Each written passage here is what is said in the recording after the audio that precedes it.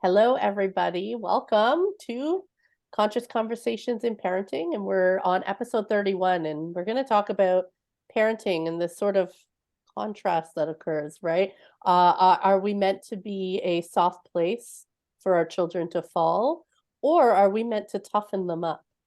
These are sort of the two ends of the spectrum. So I can't wait to dive into this conversation. If you're new here, hi, I'm Angie. I'm creator of Journey to Soul. If you're not new here, welcome back. We love you. We love you all. And who am I? I'm just a human. I'm a human that has transcended a lot of my own traumas, has transcended a lot of emotional dysregulation. And I love to share with people how I walk that path because so many people struggle with both those things. And so I think as we become parents too, it becomes even tougher and it becomes almost magnified, I feel, because we have these little mirrors of us, these children who mirror those parts of us to us, right? And so it can be really challenging, and it's really beneficial when we do transcend trauma and emotional dysregulation in our parenting. And so anyway, conscious conversations is something I'm very passionate about.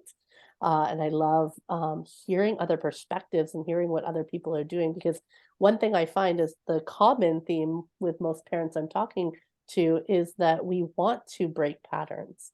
We don't want to raise our children the way we were raised.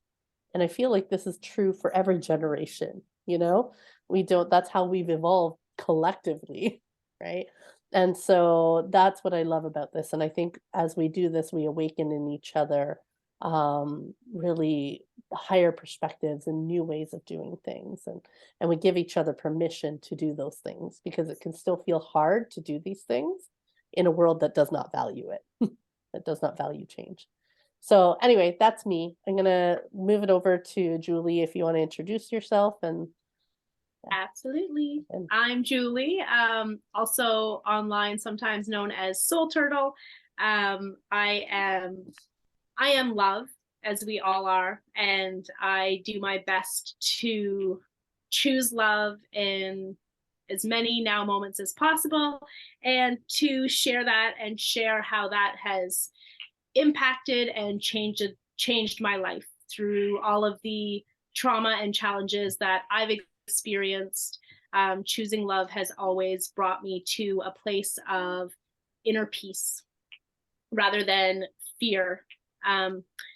I am a mom of two amazing boys who are 13 and 11. I'm a wife. I've been with my husband for almost 22 years, close to 22 years now. And I've always wanted to be a mother. I've always been conscious of how I've wanted to mother, like as far back as being 4 years old. Started taking care of children at 9 years old, was, a nanny, was a babysitter.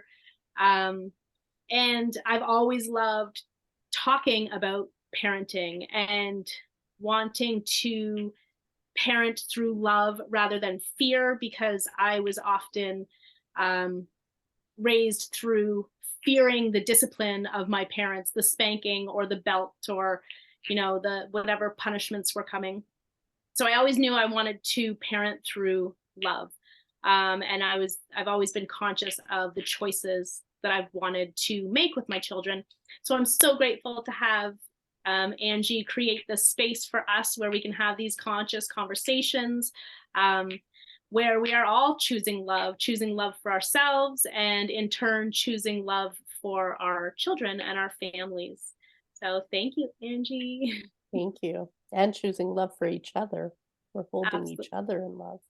Absolutely. Yeah, thank you. Natalie. Hey guys, I am a soul living in this human body that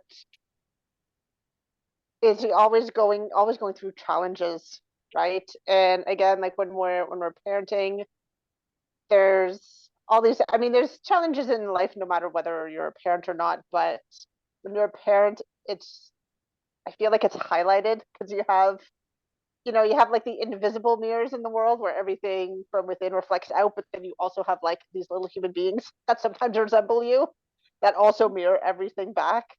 And I've had so much growth, just from that awareness of, observing my relationships and my communication with my family. And, if I can share a little bit of that wisdom with someone, and that's a win in my book. Yeah, absolutely. And that's what we're going to talk about today, parenting.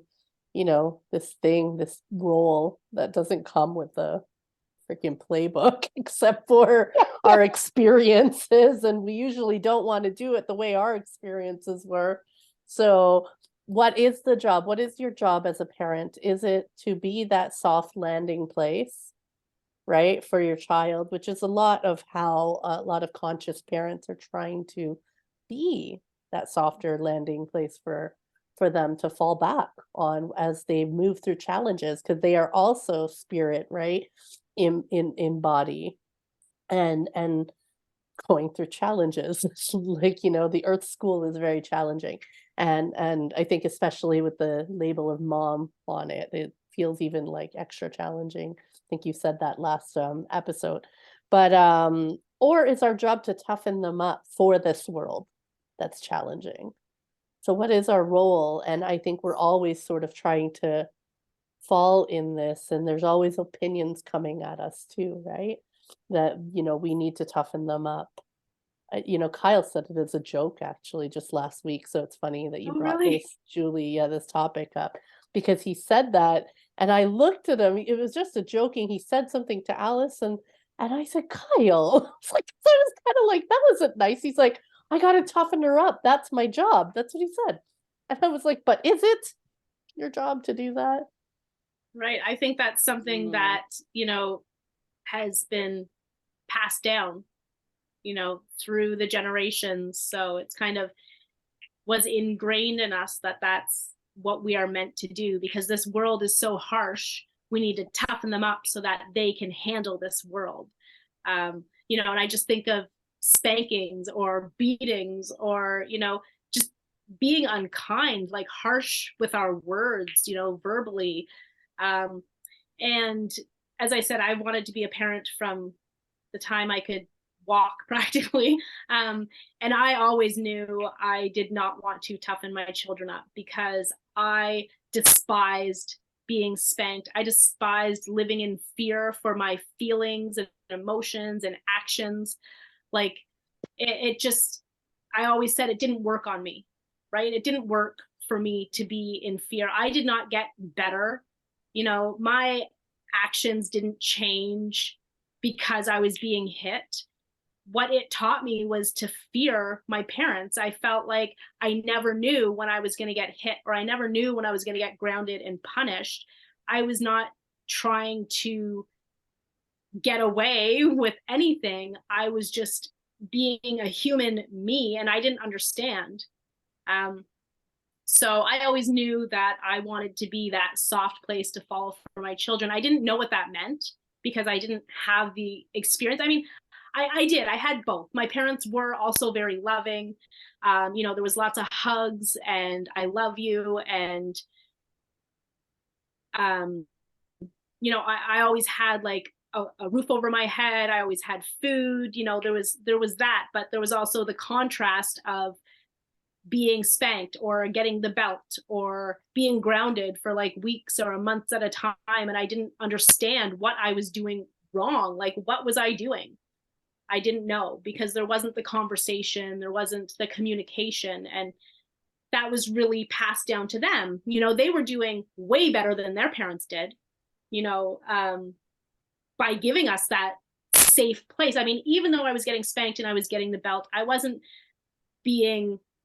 there wasn't marks being left on my body. A couple times there was, but it was better than what they experienced from, much more extreme physical abuse, even sexual abuse and all of that. So it's interesting. It took me a long time to really understand what being a soft place was, because like I said, it wasn't something that I experienced. But now I'm very clear on what that means for me, for my children, and in my household. And first of all, it means that I am not going to teach them out of fear. Like that was something I knew. I didn't want them to be afraid to be who they were, you know, to have these emotions, have these feelings. Again, as you hear me talk about often, it has to do with no harm choices. So not physically, mentally, emotionally harming myself or my children, my environment, or anyone around me. It really means allowing them to be human beings without criticizing them, judging them, or harming them for that. And something that comes up right away for me as well, another way that I make my house a soft place for them to be, a comfortable, loving space for them to be, is to choose to shut out a lot of media. I have always been extremely cautious about what has been on the TV or the radio around them. There was struggles between Steve and myself at one point because he wanted to watch shows that I'm like, no, you can't watch that around our children. I don't want them to see that. Even if you don't think they're watching or they're hearing, they're totally hearing all of it and they're seeing all of it. So he ended up getting a space like in the shed, his own TV in the shed. He could watch those things and it wasn't impacting them because the media is so harsh on their psyche and they're so impressionable. And even now we're still very cautious about what they watch, and they've seen and heard a lot more than what I would necessarily want. But I also understand that they live in a world where this is all around them as well. So allowing them to experience that harshness outside, but then coming back and being able to discuss it in a soft, comfortable space is extremely beneficial as well, because we can't keep our children in a bubble. It's not about keeping our children in a bubble and not, you know, stopping them from experiencing what happens in the world, because that will be extremely detrimental as well. Like they're getting out there like, you know, a baby They're not turtle. prepared for it. You know, I just think of a baby turtle with all these things coming at them. Yeah, exactly. So they need to have these experiences, but then be able to come back to a safe place to be able to discuss it and share it and to process process that experience out there. Exactly. And again, that. being a safe place, first of all, started with not making sure I wasn't going to hit my children. That was like the first thing that came to me. And as I said in the last video, I did try spanking at one point because I didn't know what to do. And yeah, I did not like it at all. And as I mentioned, I ended up calling CAS on myself even. So it was quite an experience, but we learn, right? We do. I'm I not didn't judging spank, myself but for but I scared. I used fear, right. and Yes. I did not like that either. No. Yeah. I do not rule with fear either. It's a horrible feeling, I feel. And I mean, and I don't think it is necessarily what our parents wanted either. They just didn't know better and they didn't have an example. You know, just like we didn't, I mean, like I said, my experience was both, right? Yeah. So at least I had some example, right? I had some example of a safe place to be, but still I would get hit for not behaving the way I was supposed to. So I wanted to, again, improve on that. Like you had mentioned, you know, we're always trying to improve through the generations, learn from our experiences and make new choices. So.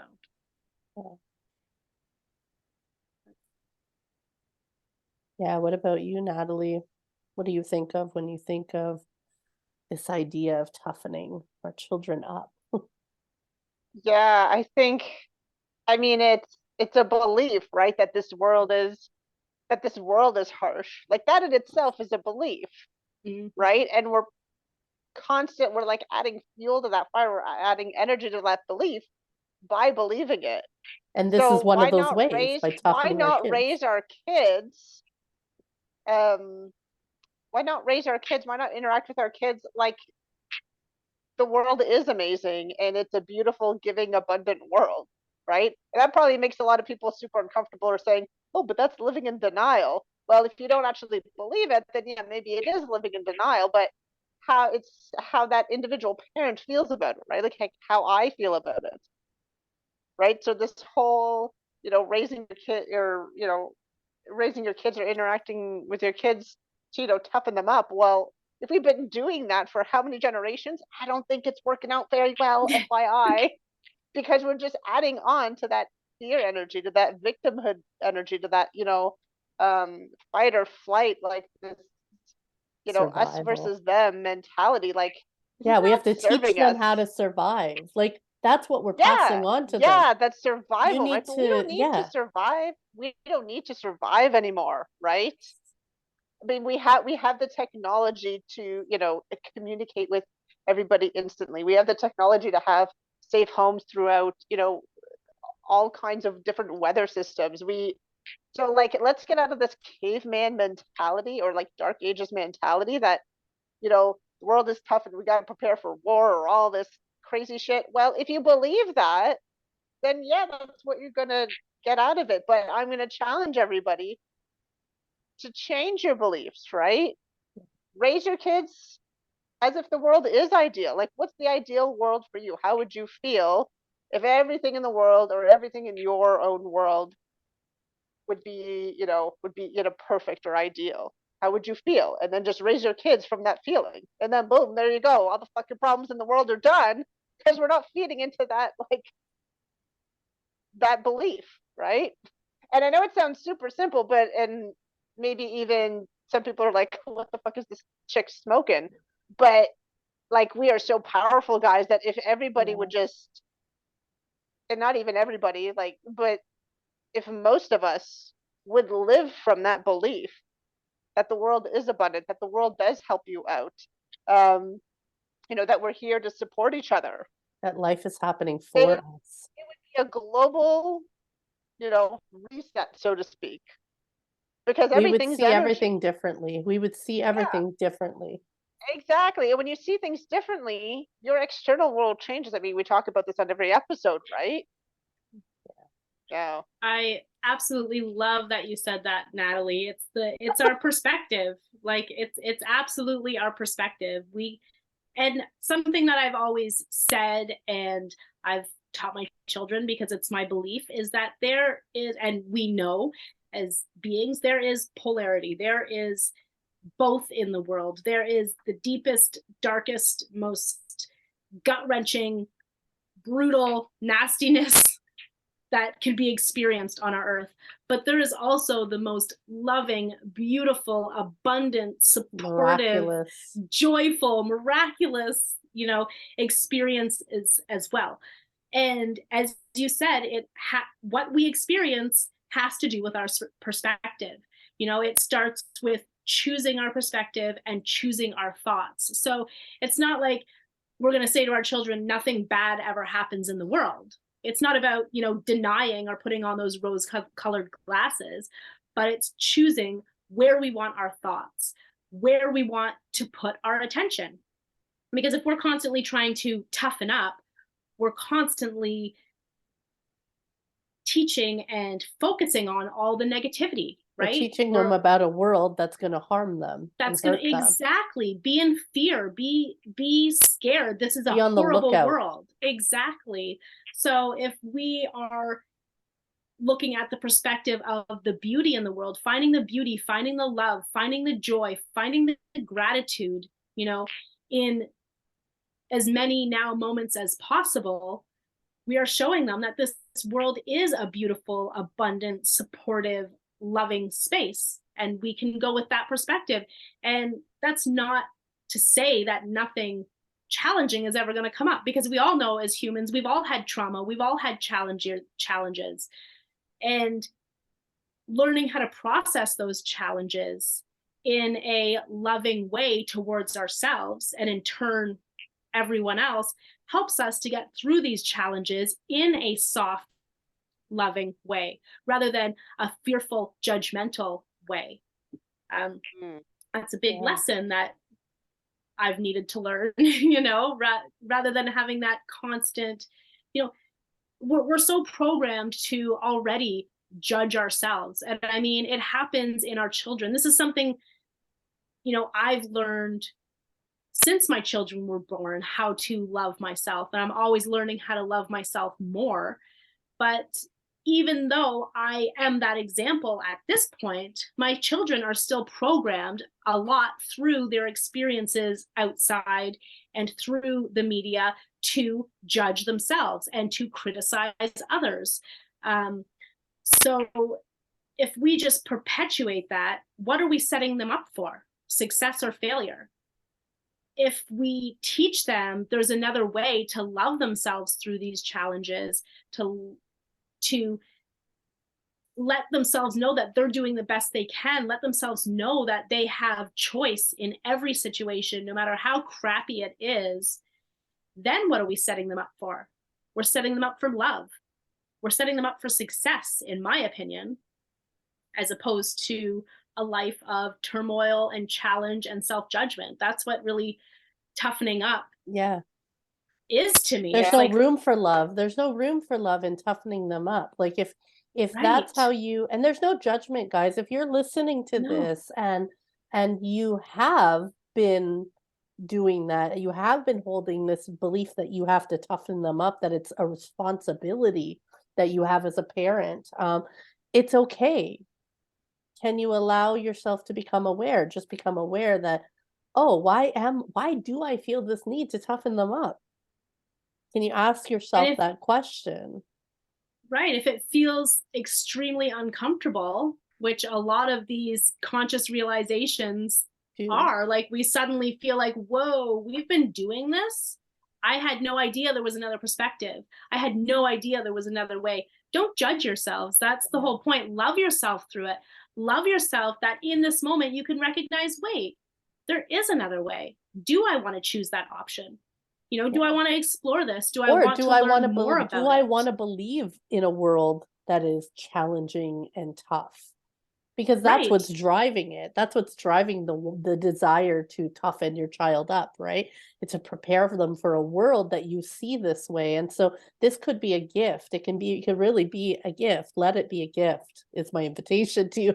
Allow it to be a gift that you can now see, oh, I could change my perspective on what this world is.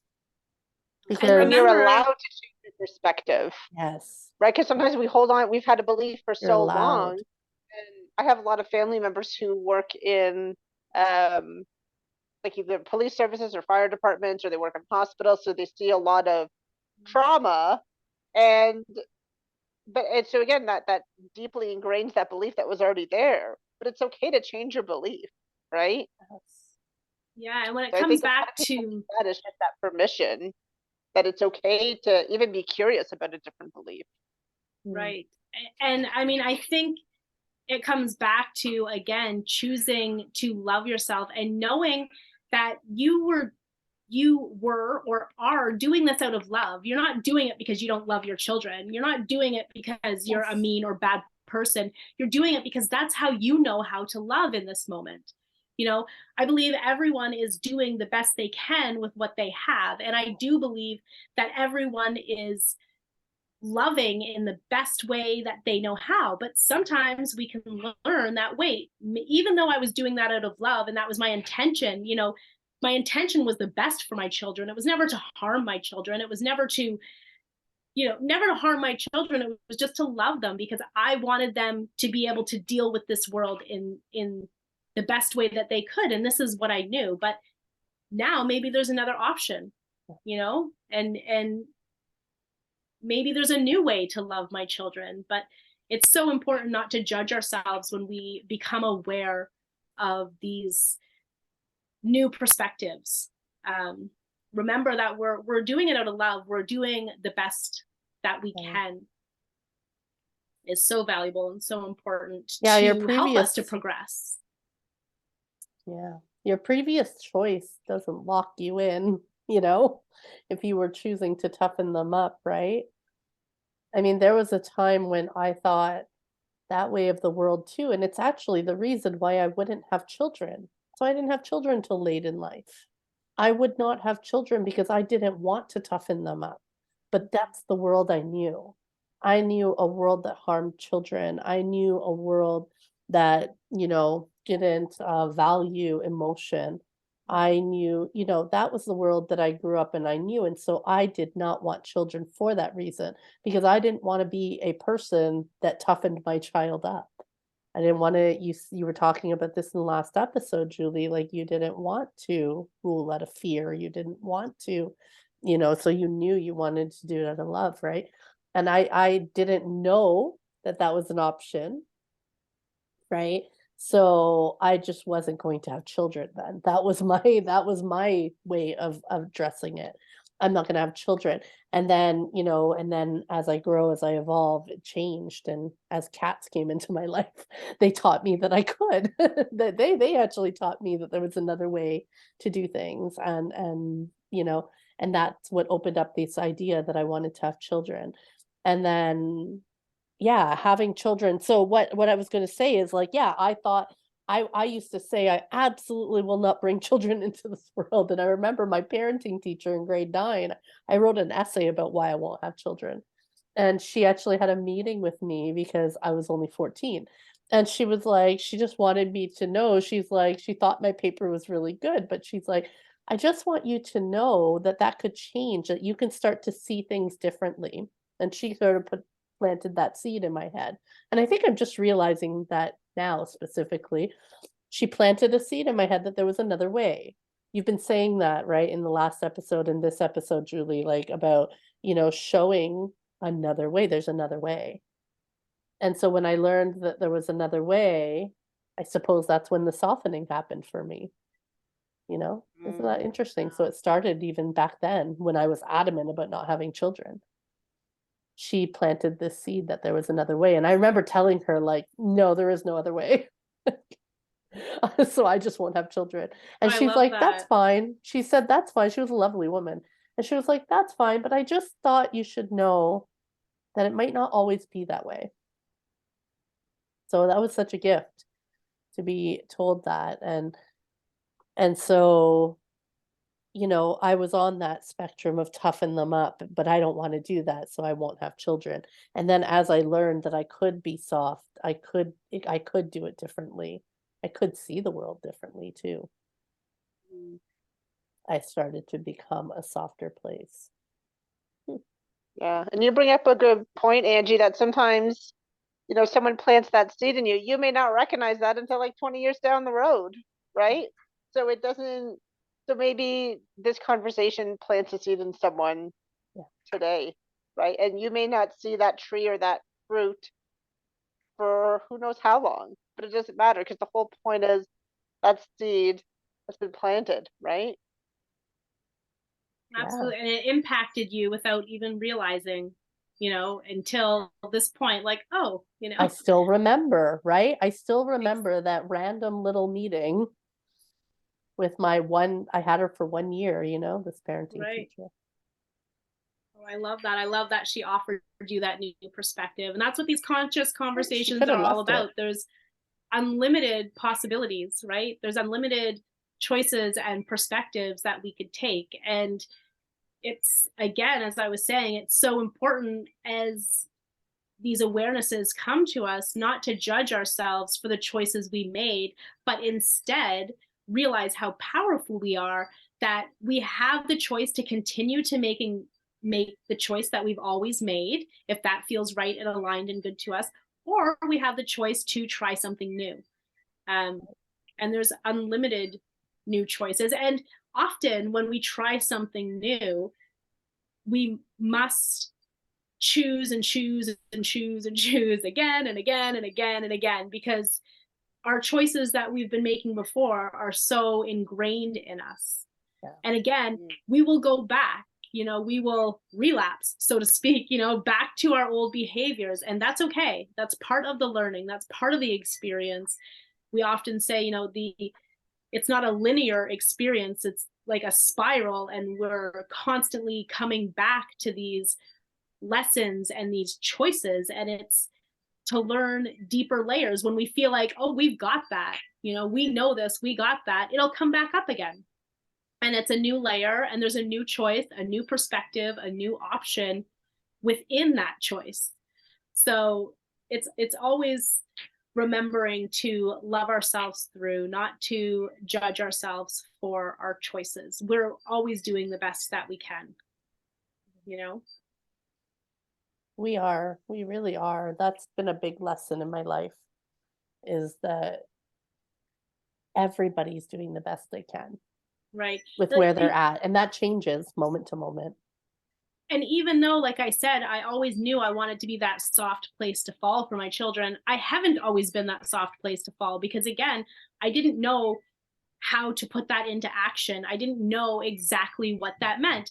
I had to come to many awarenesses that I was not being that soft place to fall, that I was being harmful, I was being mean, I was being what I would say like nasty. You know, we have to become consciously aware of this to be able to change it. But again, I couldn't judge myself. I mean, I did judge myself, but then I had to choose to stop judging myself and instead to take a new action and to realize I was doing the best that I could.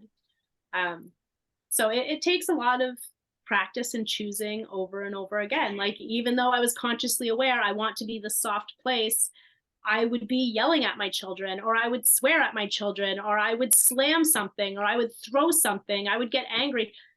There was a point where I took my children's Nerf guns and I smashed them as they were screaming, and I took a hammer to them and everything. Like, that was one of my hugest meltdowns and awarenesses.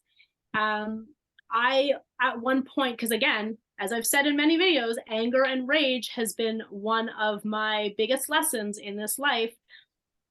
And it breaks my heart that I did this to this day. But Stephen in kindergarten made a plate, and it was like a Mother's Day plate, and he had his handprints on it, and I smashed it one day, you know, and he was young, like he's only 13 now. This was years and years ago. He cried. He was so heartbroken. I'm still so heartbroken that I did it. You know what I mean? But I did. And I can't judge myself right now for that, even though it still hurts me and makes me feel so sad that I did that. I have to realize I was doing the best I could in that moment. I didn't know in that moment how to manage those emotions and those feelings of anger and rage. And I had been learning how to process these emotions for many, many years before that. But like I said, it's like a spiral, you know, and it'll come back to you like, oh, it's time to learn more. It's time to learn more. Another layer. Yeah, another layer, another layer. In Buddhism, there's you know, in Buddhism, they reflect on this as a gift. Like, those moments are such gifts. They are such valuable gifts because they become catalyzing moments. You do something so extreme that you don't, you know, and it has to happen extreme for you to be like, oh my gosh, I don't want to wake you up out of it. What have right? I done? Yes, it wakes you up. Yes. Oh, I've got And so chills they and are goosebumps. gifts. They are such powerful moments, and we are taught to judge ourselves for those moments. And those moments are gifts. And if you can reframe it to see that it's a gift, it'll serve you over and over again. Oh. Absolutely. Yeah, because if I held on to that and judged myself for that, you know, I would be living and choosing different experiences. I would be likely living in depression all the time, right? That's why it just spiraled.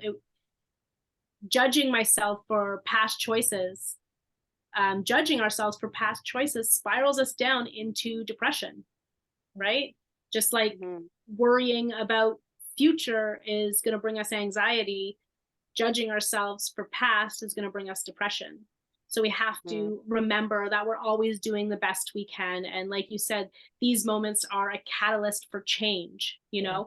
I'm proud of myself that I have changed. I'm proud of myself that I was like, whoa, I recognize this is not okay. This is not who I want to be. And I can make a different choice.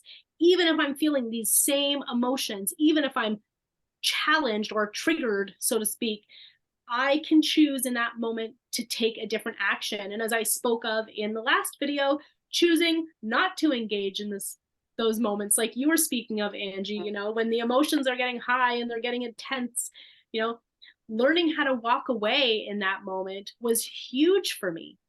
You know, if nobody was getting harmed, and I've talked about this lots, I gave myself a timeout. That's how I started. It was like, I can't handle this right now.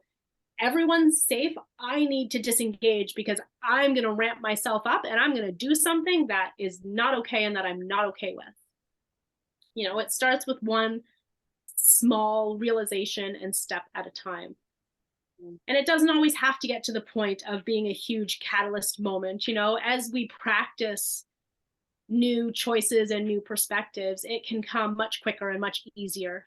It does come much quicker and much easier, because we're always going to make choices that we question, like, maybe I could have made a better choice. But it doesn't necessarily have to get to the point of smashing your children's little prized possession hands. Oh my gosh. My heart. Oh. That was not a safe place to fall for my children in that moment. I'm grateful that I realized that and chose different and choose different. And you model that for them. That's important. Right. And what a gift to them to experience. And they don't remember. They don't. Stephen, I'm sure he will remember that if I bring it up. He has a memory like you wouldn't believe. But not too long ago, they were, because I do bring this up to them and I do remind them that I used to be that way. And they'll be like, I don't remember that. Like, I can't remember. But I know Stephen will remember that specific incident. And they do remember the Nerf gun incident. They were like in their window, like screaming and crying. And I was in the backyard and I was smashing these things. And they are so indestructible, these things. Like my hammer was like bouncing off of them. Which probably made you more angry. Oh yeah, it totally did. And then, oh my gosh, the situation was crazy. I never wanted the Nerf guns in the beginning, right? And Steve brought them all home and they were always like a mess. And it was insane. And I put them all in a garbage bag, but most of them didn't break because, again, they're like super indestructible.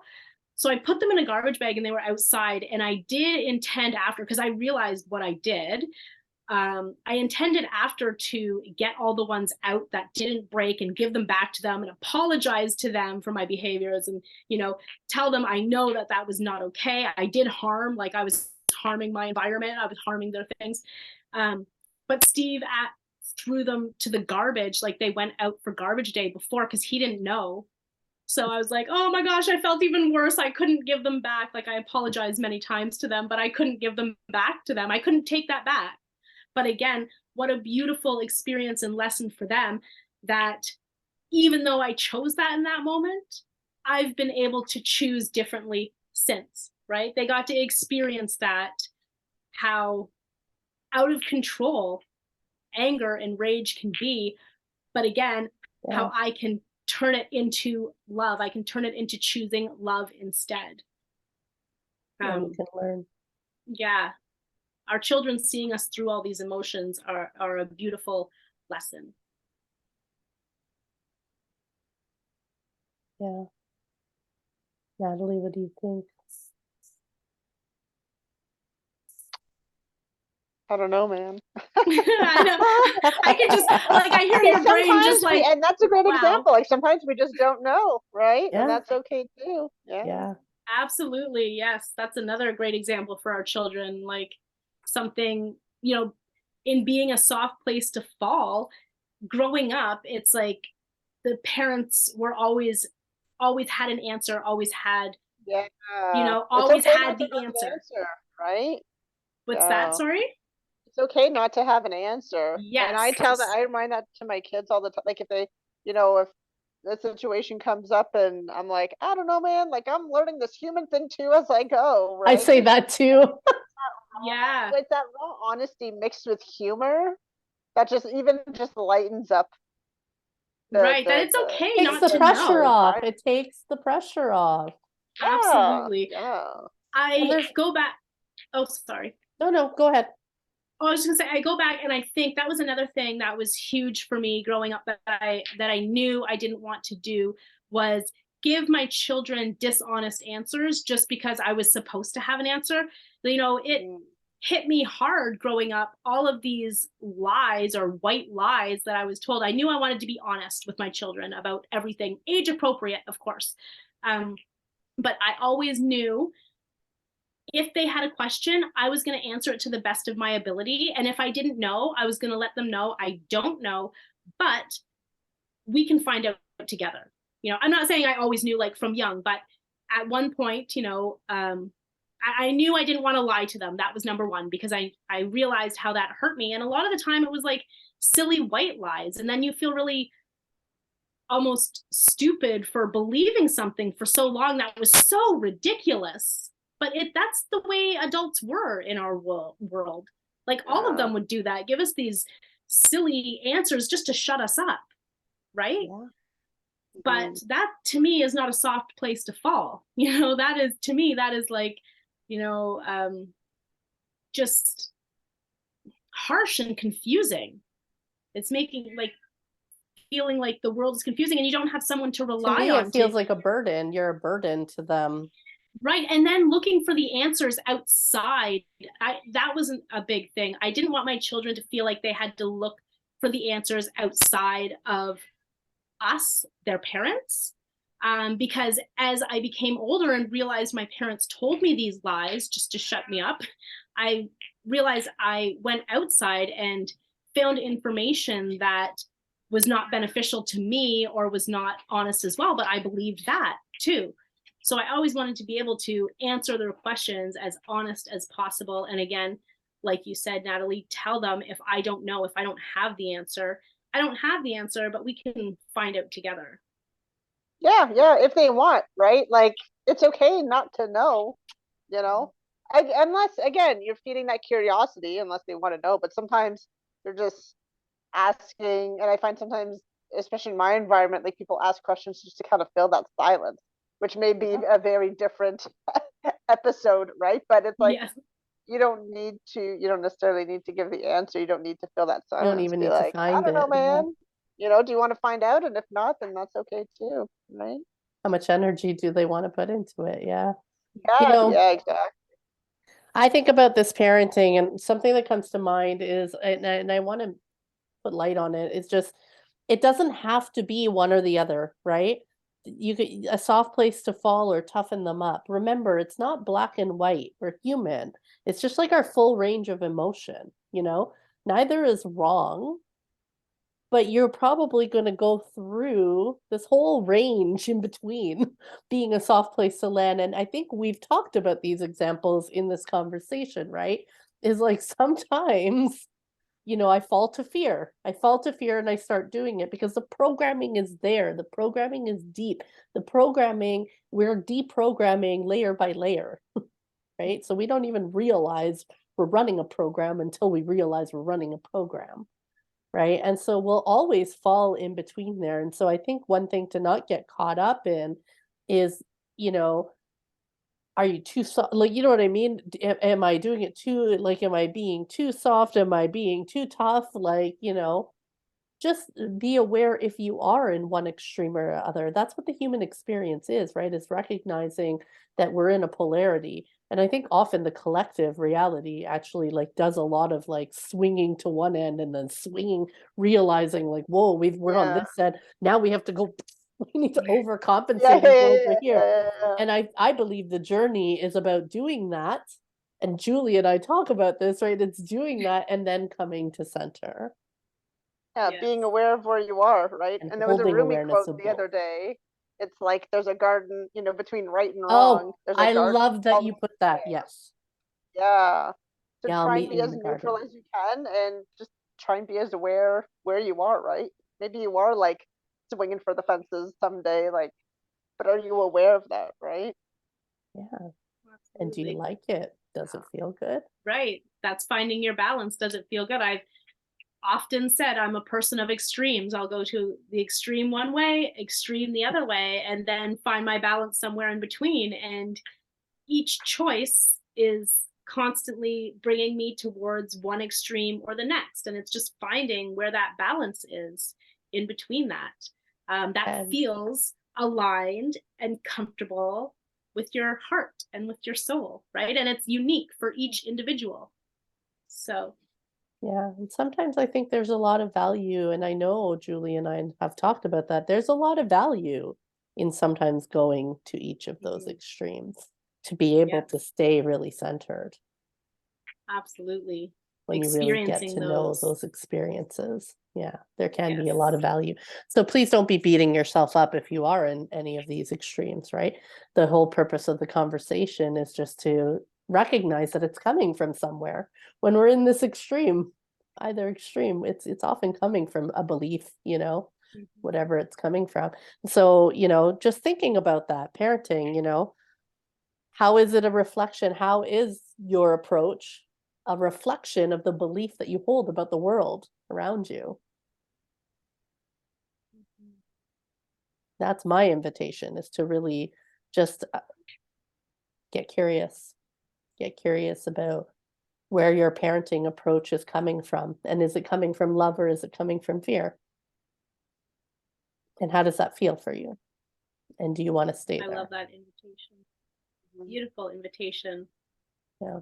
Yeah, my invitation would be to love yourself through these awarenesses, like the extreme examples that I gave of smashing my children's things. I had to learn to love myself through that. And it wasn't easy. At first, I felt like I was the worst, horrible human being and mother. I judged myself, but I had to learn to come to a place of loving myself through that and stopping judge myself. So as you become aware of these options and choices and perspectives, and if it doesn't feel like the choices you've been making are the ones you want to continue to make, my invitation is, can you love yourself and realize that you have been doing the best that you could, and you now have new options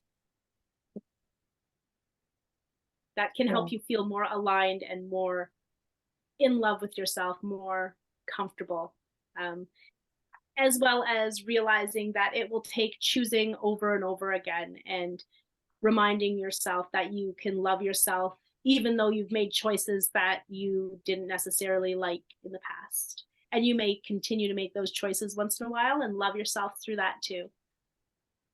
Yeah. Beautiful invitation. Natalie, did you have an invitation before we wrap up? I think it's just a combination of what you two shared right there. Just again, be aware of where you're at in that moment, and try not to be so harsh on yourself in that awareness. Yeah. Isn't that the whole journey, eh? We could give you that Yeah. advice on just living. Be really gentle with yourself. Yes. Well, thank you so much, Julie, Natalie, for having this conversation. Thank you, everybody that's tuning in. And whenever you're tuning into this, trust that it's just right. It's just right. You're never too late for these conversations. And if you like the video, please like it, share it with other moms, other humans, really, anyone. If you want to learn more about us, our information is in the description box below.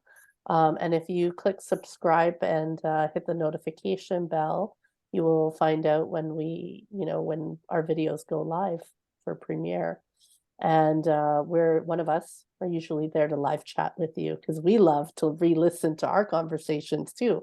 We learn more, because what happens is we come off these videos, these recordings, and we have new awarenesses. And so they play out in our lives, right? And it's always fun to come back and listen to these videos ourselves and see what's transpired since the conversation.